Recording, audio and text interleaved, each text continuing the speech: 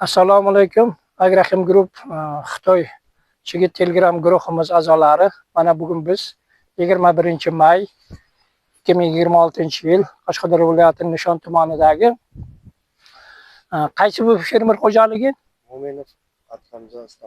Mo'minov Adhamjon Islomqulovich fermer xo'jaligini mana fermer Akmal aka bilan gaplashib turibmiz.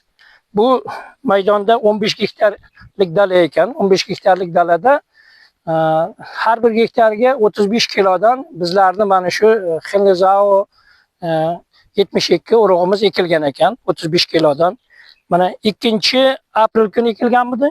2-aprel kuni. 2-aprel kuni. Mana hozir kelib, mana fermer bilan gaplashib turibmiz, Akmal aka bilan.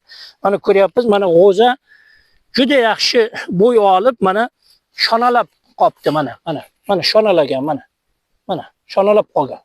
Mana juda rivojlanishi juda yaxshi, rivoji juda yaxshi paxtani.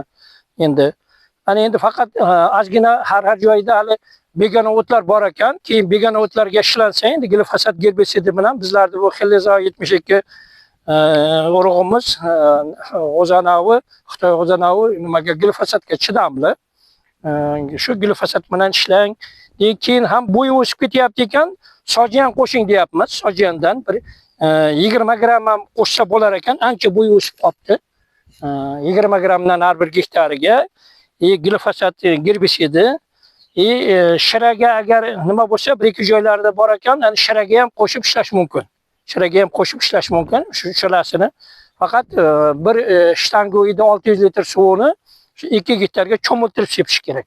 O'sha suvni hisobiga cho'milib hali begona o'tlarni tanasiga ham hamma joyiga hali dorili gerbitsid teksa yaxshi nima bo'ladi. Endi hozir shu namligi nima ekan, siz endi keyinroq sug'oramiz deyapsiz, chunki hozir sug'orsa endi nima bo'ladi, endi o'sib ketib qovlab ketadi. Shuning uchun sojian bilan bir ishlov qilib, o'sha gerbitsid qo'shib, glifosat, shiraga qarshi dori qo'shib ishlang.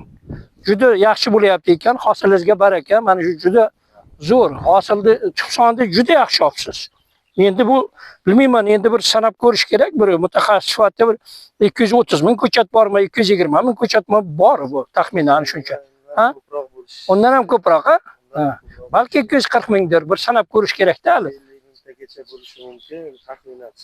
250 minggacha darsan. 250 minggacha bir gektarda tuhson bor deyapti, ana fermer Akmal aka.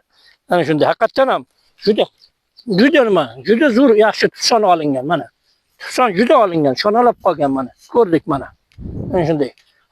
Hosilingizga baraka Akmal aka. Sog' bo'ling, salomat bo'ling. Keyin ham kelib bir ko'ramiz dalangizni, nasib bo'lsa rivojini yana ham kelib bir nima qilamiz.